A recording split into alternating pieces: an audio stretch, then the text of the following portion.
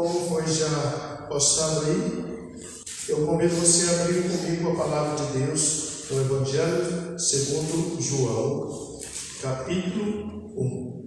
Evangelho de João, capítulo 1, verso de número 29.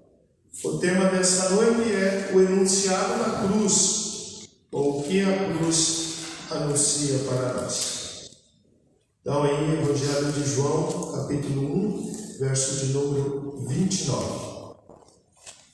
Diz o texto assim: No dia seguinte, viu João a Jesus, que vinha para ele, e disse: Eis o Cordeiro de Deus, que tira o pecado do mundo. Vou ler mais uma vez. No dia seguinte, viu João a Jesus, que vinha para ele, e disse: Eis o Cordeiro de Deus, que tira o pecado do mundo. Vamos orar? Querido Deus, em nome de Jesus, nós te damos graças por tua bondade, providência, amor. Nós te damos graças por tua fidelidade e agora, de maneira especial, te damos graças pela tua palavra, que temos em nossa língua, que temos condições e acomodações para os nossos ouvidos e olhos, para lê-la e ouvi-la. Graças te damos, Senhor. Que o Senhor, nesta noite, siga falando ao nosso coração e que o nosso coração continue quebrantado e contrito na tua presença. E aqueles que nos ouvem, Senhor, ou nos verão, ou nos ouvirão, ó Deus, que o coração deles, delas, venham se render ao grande Senhor e Salvador Jesus Cristo. Dai-nos a tua bênção, Senhor, em nome de Jesus. Amém. Então, nós temos no Evangelho a cruz como ponto culminante, é chamado o ponto mais alto da revelação de Deus a nós, no Evangelho. Por isso que a cruz de Cristo é chamado de a cordilheira do Himalaia da revelação bíblica, porque nela está o ápice da revelação divina por meio de seu Filho Jesus. Na cruz de Cristo, o homem encontra-se salvo, e somente por meio dela. E a morte encontra o seu próprio fim. Como disse o puritano John Owen, a morte encontrou a morte na morte de Cristo. Ele escreveu um dos clássicos dos puritanos, Por quem Cristo morreu, assim é traduzido para a língua portuguesa, mas John Owen vai nos provar que a morte encontrou a morte na morte de Cristo sobre a cruz. Então vejamos, a salvação do pecador é uma promessa de Deus na revelação bíblica desde a queda. Se você ler lá em Gênesis capítulo 13, quando o homem cai, há a promessa da redenção. Lá do verso 15 em diante, Deus promete que o descendente da mulher esmagaria a cabeça da serpente, a saber, esmagaria a cabeça de Satanás. E Paulo, escrevendo aos Colossenses, ele vai falar sobre isso, que Cristo expôs os principados e potestades, os demônios, a ignomia, a vergonha eterna, quando ele morre na cruz. Na antiga aliança, ou no Antigo Testamento, como assim é chamado, Deus estabeleceu as sombras ou os tipos de Cristo. Então, lá na antiga aliança, até chegar nesse ponto culminante da cruz, Deus estabeleceu ritos culticos, que é chamado de sombra, ou os tipos de Cristo. Todo o sacrifício do Antigo Testamento apontava para Cristo. Vou mostrar algumas coisas para os irmãos. O cordeiro pascal, o bode expiatório, que é o texto que vai tratar disso aqui, e o próprio tabernáculo e templo eram feitos à sombra, à projeção da cruz de Cristo. Porque todos eles tiveram eficácia por tempo definido. Todos os atos, todos os ritos do Antigo Testamento apontavam para Cristo. Então é chamada sombra de Cristo. Mas ao mesmo tempo é chamado de tipo de Cristo, porque ainda de maneira ineficaz, de maneira imperfeita, apontava para o sacrifício perfeito de Cristo. O quarto evangelho que lemos aqui, ou então o Evangelho de João, é aquele que nos mostra Cristo numa apresentação divina, ou chamado o Verbo encarnado. Você tem aí, se você folhear a sua Bíblia aí para trás, aí uma folha talvez para trás, a minha nem precisa porque está tudo nas duas páginas abertas. Você vai mostrar que o evangelista, ele está mostrando para nós que Cristo é o Verbo encarnado, do verso de número 1, no capítulo 1 em diante. Ou seja, ele é o próprio Deus.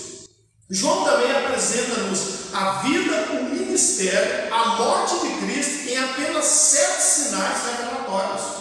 E eu vou narrar eles para vocês, você não precisa ler junto comigo.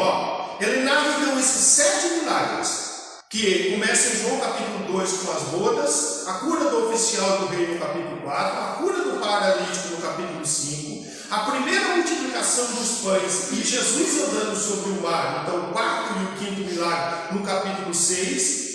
No capítulo 9 ele mostra a cura do cego de nascença, então o 6º sinal revelatório de Cristo. E por último a ressurreição de Lázaro no capítulo 7.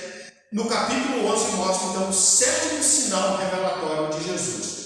Mas quando você lê entre um acontecimento e outro, em cada um desses milagres, logo após é apresentado Jesus a sua missão. Para que ele veio, o que ele veio fazer, o que ele veio realizar. Então não só os milagres apontavam a divindade de Cristo, mas mostravam-nos a cruz. Às vezes no próprio sinal revelatório, como as bodas de Caná, quando ele vai transformar a água em vinho, e Maria diz para ele: filho, eles não têm mais vinho. E ele diz: mulher, que tenho eu contigo, ainda não é chegada a minha hora. Então aquele milagre, o próprio vinho já apontava para a cruz de Cristo. E assim a multiplicação dos pães, que depois vai mostrar Cristo como o pão da vida e assim por diante. Mas no capítulo 1, no verso de número 12, João já mostra a sombra da cruz. Ele diz assim que, embora Cristo veio para aqueles que eram do seu povo, o seu povo não recebeu, mas ele diz assim: mas a todos quanto receberam e creram neles, foram adotados, receberam o poder da adoção, de se tornarem filhos de Deus. João capítulo 1, verso de número 12. No primeiro relato do testemunho de João, que tem aí dos versos 15 até o verso número 18, João Batista nos apresenta no verso 17 que, embora a lei foi dada por Moisés, a graça e a verdade vieram por meio de Jesus Cristo. Que graça é essa? A graça a qual ele revelara na cruz para nós. No segundo testemunho que João dá de Cristo, dos versos 18, 19 até o verso número 28, João fala sobre Cristo respondendo aos seus interrogadores, aqueles que enviaram uma comitiva até João, e a pergunta para João é: você é o Cristo? Ou nós devemos, ou quem é você? Nos conta quem tu é. E João mostra para eles que ele não era o Cristo, que ele era a voz que clamava no deserto, mas que no meio deles, então, tem o Cristo, o ungido de Deus para salvar o seu povo, aquele que viera para salvar os pecadores por meio da sua morte na cruz, estava no meio deles. É chamado então Messias ou ungido de Deus. Ele chama o Cristo, ou aquele que veio, ungido de Deus, que veio para padecer na cruz do Calvário para nós. E aí então chegamos no texto em questão, no verso número 29 que lemos. Todos os entendidos que leem, diz assim que no dia seguinte viu João, a Jesus que vinha para ele. E João possivelmente fala para aqueles, talvez no ouvido daqueles, ou para que aqueles, ou então aqueles que haviam ouvido a interrogação que fizeram a ele, que Jesus Cristo, aquele que estava ali, é o Cordeiro de Deus que tira o pecado do mundo. Todos os entendidos falam que ou João falava para esses próprios que haviam mandado a comitiva até eles, ou então João estava falando ao ouvido daqueles que ouviram João sendo interrogado. Mas o fato é, João faz uma declaração apontando para Cristo, dizendo que ele é o Cordeiro de Deus, como lemos aí. Diz o texto que João viu Jesus que vinha para ele, possivelmente ele do outro lado do rio, e ele vai fazer a declaração que nós vamos analisar. Eis o Cordeiro de Deus que tira o pecado do mundo. O que é na revelação bíblica? O que é no Evangelho de João e na revelação bíblica? Esta expressão dita pelo João Batista, que Jesus é o Cordeiro de Deus que tira o pecado do mundo. Então vamos analisar os significados desta expressão. Eis o Cordeiro de Deus que tira o pecado do mundo. Já podemos ver aqui, então, como é o título postado já, que esse texto ele é o enunciado da cruz de Cristo refletido, condensado no verso que temos aqui. Então vamos analisar essa expressão. Eis o Cordeiro de Deus que tira o pecado do mundo. Então vamos por parte. Então o texto diz assim: eis o Cordeiro. O Cordeiro. Somente duas pessoas apontam para Jesus e fazem uma declaração sobre ele no Novo Testamento, especialmente no Evangelho de João. E essas duas pessoas apontam para a cruz de Cristo. Um deles é João Batista, e depois nós vamos analisar essa expressão. Mas o segundo deles é Pilatos. Lá em João capítulo 19, nos versos 4 e 5, Pilatos faz esta declaração depois de mostrar a humanidade de Jesus num tom de sarcasmo e zombaria, depois de ter colocado uma coroa sobre a sua cabeça, colocado um manto púrpura no entorno dele. Pilatos vira para aqueles que o trouxeram e diz assim: eis o homem.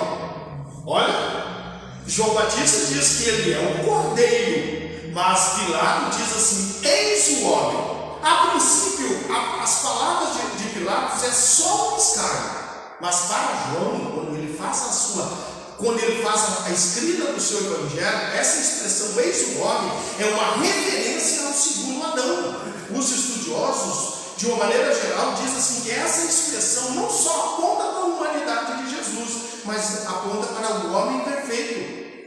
Aquele que, diferente do primeiro Adão, fracassara na sua missão de obedecer a Deus, aquele que ali estava, vestido com um manto púrpura, com uma veste, com uma capa vermelha escuro, com uma coroa encravada na cabeça, ele é o último Adão. E diz os estudiosos, eles falam assim, olha a citação: o último Adão, Cristo, esse referido por Pilatos, é aquele que veio para sofrer pelos pecados do seu povo. Olha que interessante. E ele diz mais: a fim de, depois de sofrer pelos pecados do seu povo, ele reinar sobre eles, como sendo o Filho do Homem. Então, especialmente Lucas vai dar esse título divino para Jesus de Filho do Homem.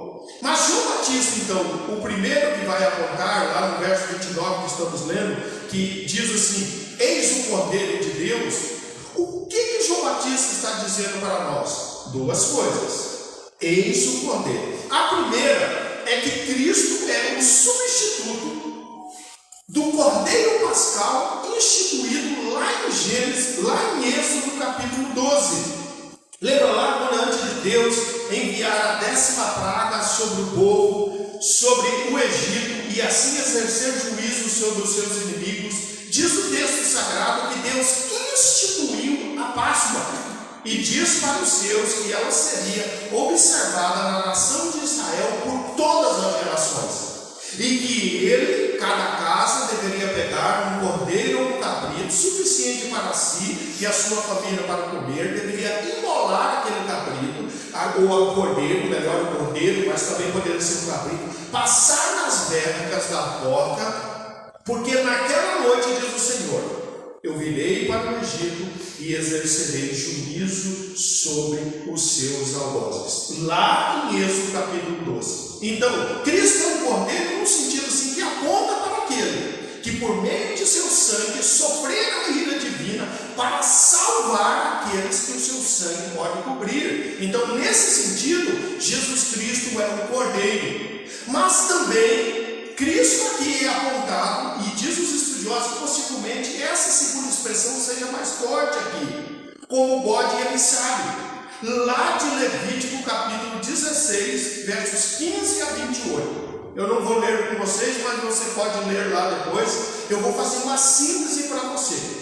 Quando Deus vai instituir ou institui a expiação ou a propiciação pelos pecados, Deus dá ordem ao povo nesse texto lá de Levítico capítulo 16, que 3 ritos deveriam ser feitos para que do povo fosse afastado os seus pecados. Que eles deveriam matar uma novilha, matar o bode, deveria pegar o seu sangue e deveria fazer três coisas. Primeiramente, expiar os pecados do sumo sacerdote. Segundo, ele deveria expiar ou santificar ou purificar o santuário, que era o átrio onde se dava o culto a Deus, onde existia o propiciatório, a presença santíssima de Deus. E a terceira aplicação lá é por todo o povo. Então, esses dois animais imolados, eles tinham por meio de seu sangue esse objetivo de fazer expiação pelos pecados do sumo sacerdote, aquele que ia entrar no Santo dos Santos, pelo próprio santuário e também por todo o povo. Então é chamada expiação. Mas o segundo bode deveria ser apresentado ao sumo sacerdote, e esse era Arão. Arão ia pegar ele como sumo sacerdote, colocar diante de si, ia impor as mãos sobre o bode, ia transferir o pecado de todo o povo, de toda a nação para aquele animal. E alguém deveria conduzir aquele bode para o deserto. Então é chamado o bode expiatório.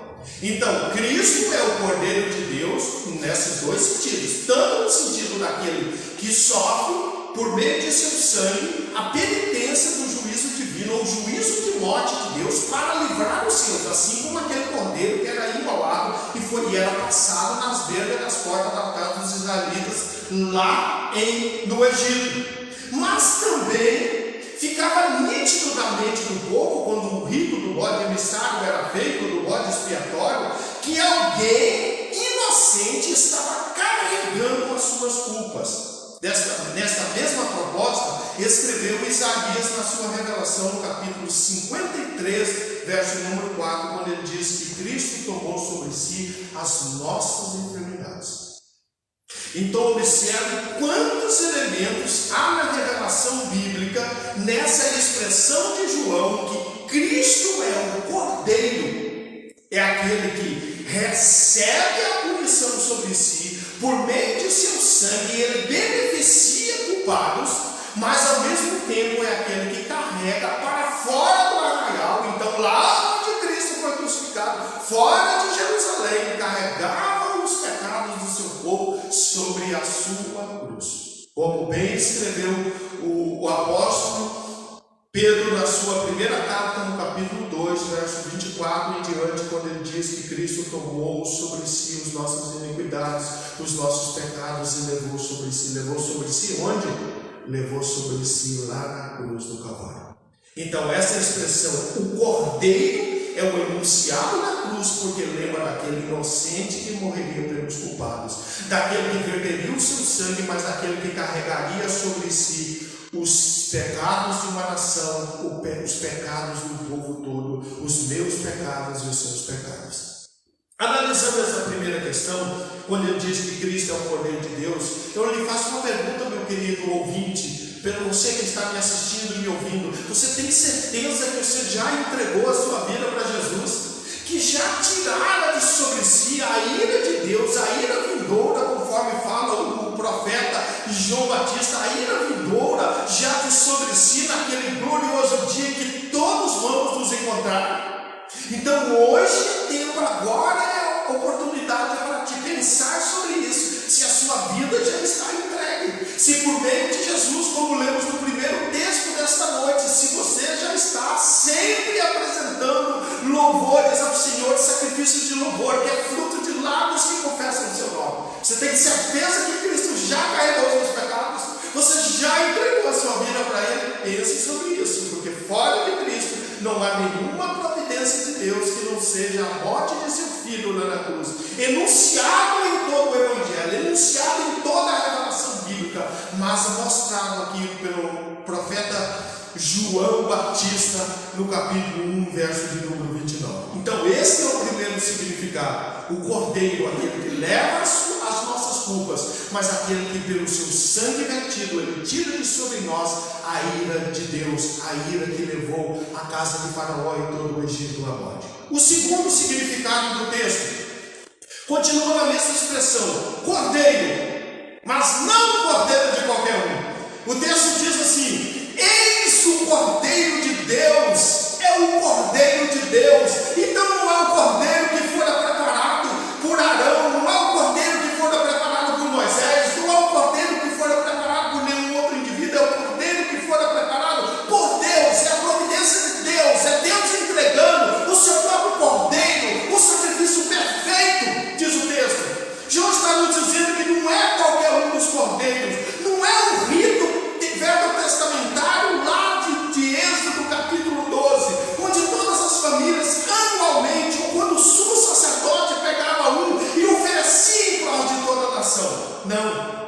Ele diz que o Cordeiro de Deus. Agora todas aquelas sombras do Antigo Testamento, elas teriam que ser cessadas. Eram cansativos.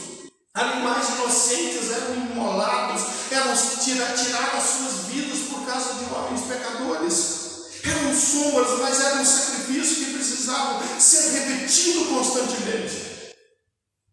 O sacrifício da sombra do Antigo Testamento apontaria que precisaria de um sacrifício perfeito. E o sacrifício teria que ser perfeito tanto daquele que é oferecido como daquele que oferece.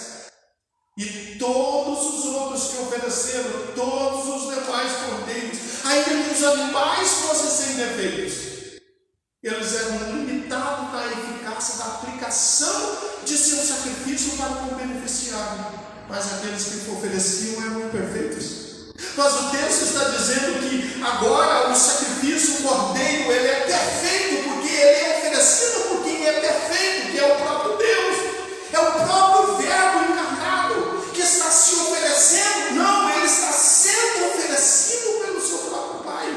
Quem? É Jesus Cristo, diz João.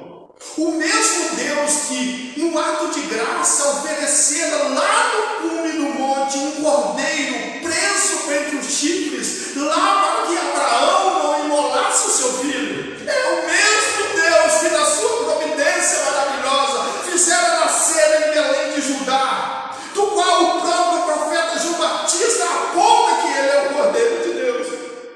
É o próprio autor de todo o sacrifício neotestamentário. É aquele que instituiu o culto da antiga aliança, apontando para uma aliança perfeita, dizendo: estou encerrando. Culto nunca foi invenção de homens, ainda que nas sombras da antiga aliança ele foi instituído de maneira perfeita. Deus revelou de maneira perfeita lá no monte para Moisés. E diz o texto sagrado na revelação da lei que Moisés não fez nada por si mesmo, mas ele fez tudo conforme Deus havia instituído.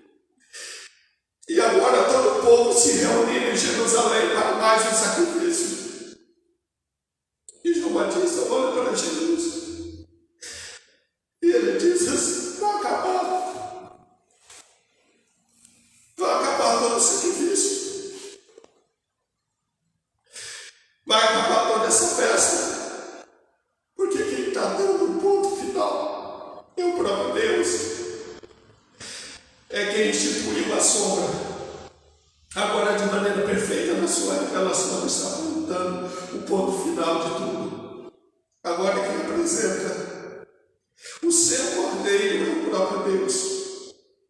E conforme diz a Epístola aos Hebreus, no capítulo 9, no verso de número 27 e 28, é um sacrifício feito de uma vez para sempre. Não é qualquer cordeiro, não é de qualquer família judia. Ele nem é um cordeiro oferecido pelos homens. Em outros textos, Cristo é a oferta e o ofertante, mas nesse texto, ele é o produto da ação amorosa de Deus, que oferece o seu cordeiro. O ofertante é perfeito e a oferta também é perfeita. Eis o Cordeiro de Deus. Terceiro significado, então, primeiramente é o Cordeiro.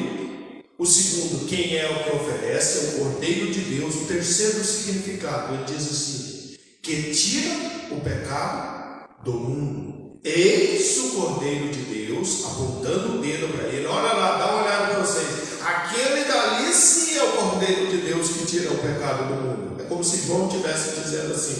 Terceiro significado desse sacrifício, então, é que tira o pecado. Todo sacrifício do Antigo Testamento funcionava como se fosse uma nota promissória. Você já comprou uma nota promissória?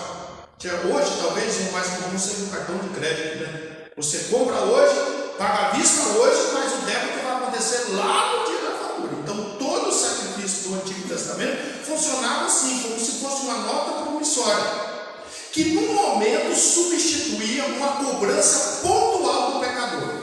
Se eu apresento o sacrifício, você morre. Mas o sacrifício do sangue da ovelha, do bode ou do cordeiro, eficazmente não poderia tirar o pecado do pecador. Ele precisava apontar para alguém que ia quitar a dívida. Lembra lá da expressão que João vai nos dizer lá em João capítulo 19, do está consumado? Então todo esse sacrifício do Antigo Testamento, ele apontava para alguém que ia pagar toda a conta. Então veja bem, precisamos entender esse ponto aqui. Todo ato de culto, de sacrifício no Antigo Testamento era uma sombra. Então, por meio da sombra, eles poderiam crer naquele que viria, Jesus. Pode ler que todo o Antigo Testamento, por meio dos ritos, por meio, apontava para Cristo. Hoje, se eles olhavam para frente, para onde eu e você olhamos hoje? Nós olhamos para trás, nós olhamos para o Calvário. Então, tudo aquilo que nós fazemos hoje, nós olhamos para trás e nós podemos, por Deus, pedir perdão pelos nossos pecados, pelo sacrifício que foi feito lá atrás. E eles já encontraram. É para aquele sacrifício que viria a ser feito lá na frente. Então, lá no final, a conta seria paga. Esse pecado eficazmente seria tirado. Ao mesmo tempo que o pecador apresentava o sacrifício, que apontava para o sacrifício perfeito de Cristo, esse ato precisava ser repetido inúmeras vezes. Então podemos dizer que se ele tivesse uma eficácia, mas não tem, ela seria uma eficácia pontual, temporária, apontava para a conta daquele que iria pagar lá na frente, que seria Jesus.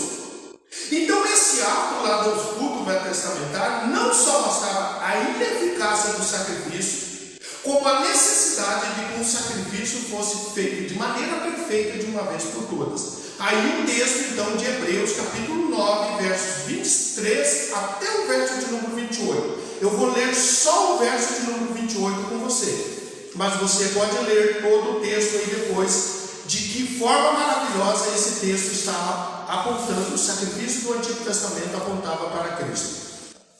Então olha lá, do verso 23 em diante, do verso 23 em diante, ele tem um título aí, o sacrifício de Cristo é eficaz para sempre.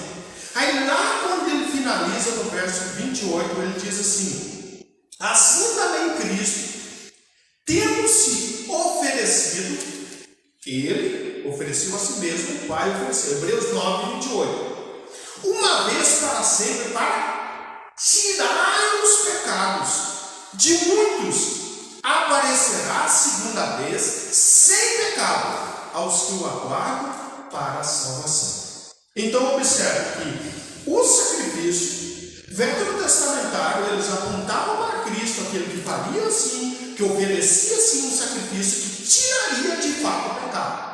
Tudo tinha sido lançado desde a antiga aliança lá na cruz de Cristo, lá para o Senhor Jesus Cristo pagar. Então, ao mesmo tempo que a sua cruz projetava para trás, eles poderiam olhar para frente.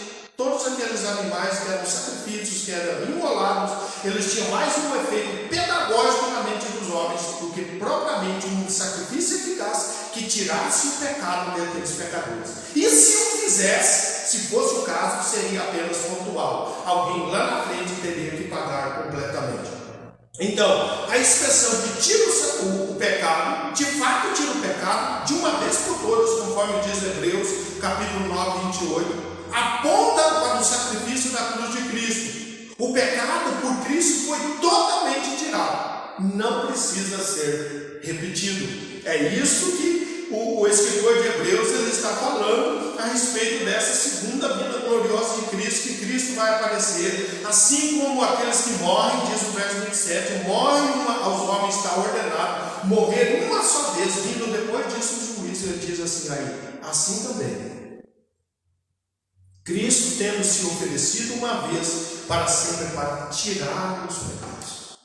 Então João está dizendo para aqueles que estão vendo, seria aqueles que ouviram ou seria aqueles que o interrogaram se ele era o Cristo? Não sei. Um povo, para alguém ele está dizendo, né? Eis o Cordeiro de Deus que tira o pecado do mundo. É como se ele dissesse assim, todo esse sacrifício, tudo isso que vocês estão fazendo aí, é absolutamente ineficaz, pontual e temporário, porque apontava para aquele que deveria de vir, e quem deveria vir é ele. Ele sim é o Cordeiro, perfeito como Cordeiro, mas perfeito como aquele que foi ofertado por aquele que é perfeito, que é o próprio Deus. e Ele sim tira o pecado. Agora deixa eu te perguntar uma coisa: você já confessou os seus pecados a Jesus? Você já entregou a sua vida para o Salvador Jesus Cristo? Você já o recebeu como Senhor e Salvador de sua vida? Você tem certeza que você já se entregou para Ele de tal maneira que você tem esse perdão de pecados sobre sua vida? Então volte-se para Ele, volte-se para servi-lo, para adorá-lo e para engrandecer. E por último, o quarto significado é a questão mundo, que possivelmente o texto aqui narrado da expressão de João, eis o Cordeiro de Deus que tira o pecado do mundo, essa seja possivelmente a mais difícil de ser compreendida, mas não impossível. O quarto significado, eis o Cordeiro, um Cordeiro de Deus que tira o pecado, e um Cordeiro de Deus que tira o pecado do mundo, onde atingido. Então vamos analisar então essa expressão agora, ou o que significa mundo. João aponta para Cristo como aquele que tira o pecado do mundo. A palavra mundo no Evangelho de João tem pelo menos 10 significados. Não vou falar de todos eles, evidentemente, porque daí a gente teria que fazer um estudo longo sobre isso. Vou dar apenas alguns exemplos para vocês verem que a palavra mundo ela pode ter significados diferentes de acordo com o contexto em que ela está referida. Então vamos lá. Primeiramente, se você abrir a Bíblia aí, você vai ver que em João capítulo 1, verso 9, ele aponta para Jesus e diz assim, em João 1,9, João diz assim, que Jesus é a verdadeira luz que vinda ao mundo, olha, ilumina a todo homem. A palavra mundo aqui em João, ela se refere ao contexto da terra física. Assim como lá em João capítulo 19, verso de número 5, Jesus diz assim, enquanto estou no mundo. Então, aqui se refere ao planeta Terra. Refere-se a palavra mundo aqui, ela está sendo aplicada no sentido da esfera terrestre. E ele diz lá em João, enquanto estou no mundo, João 9, verso 5, sou a luz do mundo, das pessoas que vivem. Ou em João capítulo 16, verso 28, diz assim Jesus, vim do Pai e entrei no mundo, nasci. Estou aí nos terráqueos, estou no planeta Terra, estou pisando, estou bebendo água junto com ele, estou no mundo físico. E aí ele termina dizendo, deixo o mundo, deixo a terra física e vou para o Pai. Evangelho de João, capítulo 16, verso de 1 a 28, se refere à palavra mundo, então, ao planeta Terra ou à terra física. Um segundo significado de mundo também no Evangelho de João, refere-se a hostilidades das pessoas que vivem neste mundo, no planeta Terra, mas que são hostis a Jesus e aos seus discípulos. Olha lá, por exemplo, essas pessoas governadas por Satanás se opõem a Cristo e aos seus escolhidos. Vou ler 2 versos, olha lá, João capítulo 15, verso de número 19. Jesus falando aos seus discípulos, lá dentro do cenáculo, ele diz assim, se vós fosseis do mundo, o mundo amaria o que era seu. Então, evidentemente que Cristo não está falando do planeta Terra, porque se ele está dizendo que eles não são do planeta Terra, então nós estamos dizendo aqui que aqui é um UFO, né? Os discípulos seriam UFOs, ele seria um extraterrestre. Evidentemente que ele está falando de um mundo de pessoas governadas por Satanás, que são hostis a Cristo e aos seus escolhidos. Ele diz, o mundo amaria o que era seu.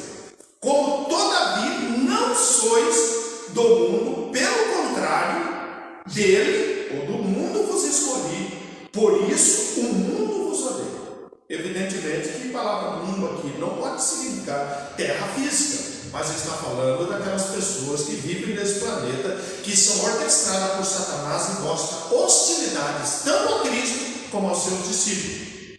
Um outro exemplo, João capítulo 17, verso de número 14. Olha o que Jesus diz na sua oração sacerdotal. Eu lhes tenho dado a tua palavra. E o mundo os odiou, Mais um exemplo de que aqui não é terra física, mas é esse mundo orquestrado por Satanás daquelas pessoas das quais odeiam a Cristo e seus seguidores. Porque eles não são do mundo. Evidentemente, ele não está falando que eles não nasceram no planeta Terra, ele está dizendo que eles não pertencem a esse grupo de pessoas orquestradas por Satanás que são hostis a Cristo e aos seus discípulos. Porque eles não são do mundo, como também eu não sou. Não pertencemos, nem eu nem eles, a essa classe de pessoa que é rebelde a ti, que é hostis a ti. Ele está falando ao Pai, porque ele está orando em João capítulo 17. Mas também o mundo, dependendo do contexto, significa um povo escolhido de Deus que está presente em todas as nações. A primeira citação é esse texto de João capítulo 1, verso 29. Que Jesus Cristo é o Cordeiro de Deus que tira o pecado do mundo. Ou então João capítulo 3, verso 16, que já foi lido. E João 3,16 diz assim: porque Deus amou o mundo. Todos os entendidos, todos os estudiosos, evidentemente, dizem que tanto João 29 quanto João 3,16 não está ensinando universalismo. Ou seja, o que é essa tese ou esse ensino? O universalismo diz assim, que Deus proveu salvação para todas as pessoas sem distinção, mesmo por aqueles que vão morrer odiando eles. Então ele possibilitou a salvação para aquelas pessoas. Isso é universalismo. E aí depende da pessoa crer ou não crer em Cristo para que ele seja salvo. Isso ensina o universalismo. Mas nem João 1,29, a palavra 1 quer dizer isso, nem João capítulo 3, verso 16. Muito pelo contrário. Mundo aqui significa aquelas pessoas que agora, vamos chegar lá na explicação para você entender melhor, que o sangue de Cristo é eficazmente aplicado na redenção de seus filhos. De quem? Os filhos de Deus, o povo de Deus, que na antiga aliança, lembra lá como que era na antiga aliança? Esse sacrifício era feito em Israel, para Israel, e no máximo atingiria prosélitos de todas as nações. Lembra lá que era assim? Que aquele cordeiro que foi imolado lá no Egito, enquanto as famílias judias eram salvas, o que acontecia com as famílias egípcias? Morreram todos os seus primogênitos, não só dos homens, mas também dos animais. Agora, mundo aqui, dito por João, é o sacrifício que atinge, que alcança pessoas de todas as tribos, de todas as línguas, de todos os povos e de todas as nações. Diz os estudiosos, então, que mundo aqui, essa palavra, tanto em João 1,29 como em João 3,16, ela tem um significado duplo. Primeiramente, abrange todo o povo de Deus, nas duas alianças. Aqueles que vieram a crer por meio das sombras, que apontavam para Cristo, para o sacrifício perfeito e eficaz de Cristo na cruz. Em segundo lugar, diz os estudiosos, que alcançam pessoas de todas as nacionalidades. Então, tanto João 3,16 como João 1,29, ele aponta para aquele povo de Deus escolhido por quem Cristo morreu definitivamente, eficazmente para salvá-los. Mas agora não aqueles que estão embutidos na nacionalidade israelita, mas aqueles agora que são de todas as tribos, de todos os povos, de todas as línguas e de todas as nações. Devemos lembrar que no Antigo Testamento a expiação da qual o cordeiro, o bode expiatório fazia, era um rito cultico apenas em Israel, e que abrangia no máximo alguns prosélitos que faziam parte daquela nação, que aceitava a circuncisão, aceitava a lei e vinha fazer parte de Israel. Mas aqui agora aponta para pessoas de todas as tribos, para pessoas de todos os povos, para pessoas de todas as nações. Aquilo que na antiga aliança era uma exclusividade de Israel, agora passa a beneficiar pessoas de todas as nacionalidades. Agora ela abrange por meio do rito sacrificial de Cristo, não o arônico que era limitado, que era distintivamente o rito de Israel. Agora o de Cristo apronta de maneira indistinta para todas as nações. Então, para João, Jesus Cristo é o Cordeiro, Mas não é um cordeiro oferecido por qualquer um, é um cordeiro oferecido por Deus. É o cordeiro que uma vez por todas tira os pecados, ou tira o pecado eficazmente. Não precisa ser repetido. Foi feito uma vez para todas, por todas. Mas agora alcança pessoas de todas as tribos, de todos os povos, de todas as línguas e de todas as nações. Agora alcança o mundo. Por isso que a ordem da evangelização que nós temos nos evangelhos é ir por todo mundo. O que no Antigo Testamento as nações vinham a Israel, agora está dizendo que o Israel de Deus do Novo Testamento, eles têm que sair, eles têm que ir por todo mundo e pregar o evangelho a toda criatura, sem distinção de nacionalidade. E diz o evangelista, dentre eles Marcos, ou então Mateus capítulo 28, diz assim: fazei discípulos de todas as nações, todo aquele que crê será salvo, e vocês vão dar um sinal, batizando eles em nome do Pai, do Filho e do Espírito Santo. Percebe por que João capítulo 1, verso de número 29, nessa expressão que João aponta para Cristo, é o enunciado da cruz? Tudo que eu disse para vocês, é tudo que vocês já sabem daquilo que Cristo realizara na cruz. É tudo aquilo que a igreja do século XXI ela sabe que ela tem que fazer: pregar o evangelho, anunciar o evangelho de Jesus a todos os povos, a todas as línguas e todas as nações, a todas as pessoas, sem distinção de cor, raça, credo, de maneira indistinta. Agora todas as pessoas têm o privilégio de alcançar a salvação vinda por meio de nosso Senhor Jesus Cristo, que é o Cordeiro de Deus que tira o pecado do mundo. E você já entregou a sua vida a Jesus? Compreende a necessidade de você voltar a sua vida para Jesus? Compreende a sua necessidade de você render-se aos pés de Jesus? De você estar incluído entre aqueles que nos diz o evangelista João, capítulo 1, verso de número 12, e você ser adotado como filho de Deus, porque Ele é aquele que apresentou diante de Deus, apresentado pelo próprio Deus como um sacrifício perfeito que tira de sobre si o peso e a penalidade do pecado. Não queiras tu se apresentar no dia de Deus fora do sangue de Jesus, fora da presença de Jesus Cristo, fora da mediação de Jesus Cristo, porque esse dia será para ti um dia de ouro eterno.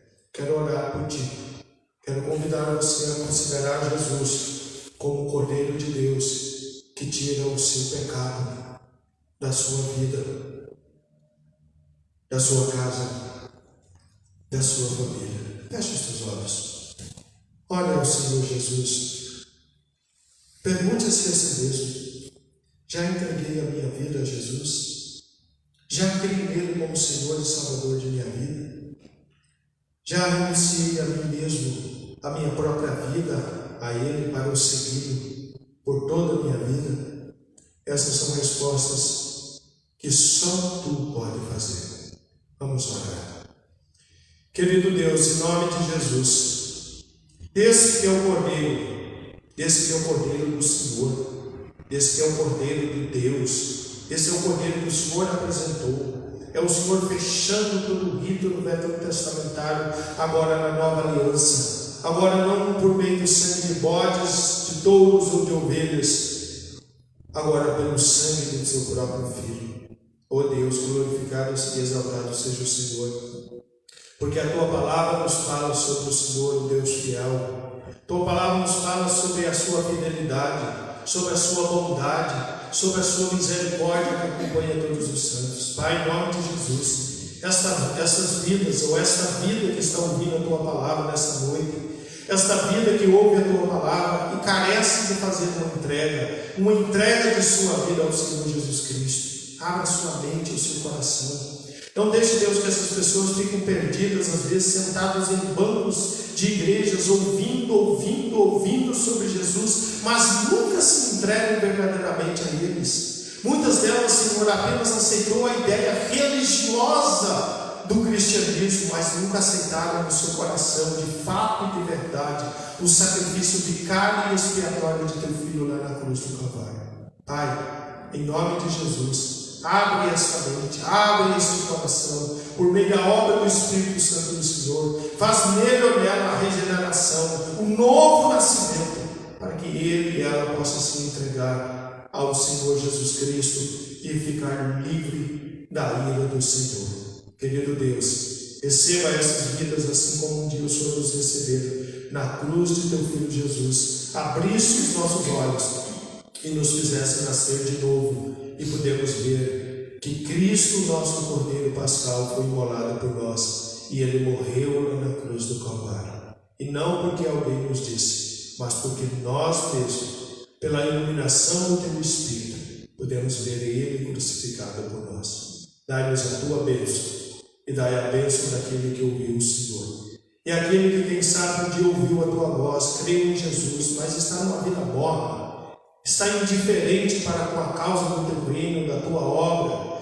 Aquele ou aquela que ouviu a voz do teu evangelho, um dia se entregou a Jesus, mas está nas amarras do pecado. Está, Deus, sendo seduzido por Satanás, a fascinação das riquezas, ó Deus, e os prazeres deste mundo, ó Deus, tem iludido a mente dele ou a mente dela. Ó Deus, faça um renovo nesse coração, faça um renovo nesta vida, nesta alma, Senhor, para que ela se volte inteiramente para o Senhor Jesus Cristo e possa ter a alegria e o prazer de estar na tua casa e louvar o teu santo nome, mas também de poder louvar e agradecer o Senhor cada dia de vida dela. Pai, alcance cada um desses lares, dessas famílias que ouvem a tua voz e a voz do teu evangelho e os abençoe por meio e pela mediação de teu Filho Jesus Cristo. Por ele nós oferecemos sempre sacrifícios ao Senhor, que é fruto de lábios que confessam o seu santo nome, o santo nome salvador de teu Filho Jesus.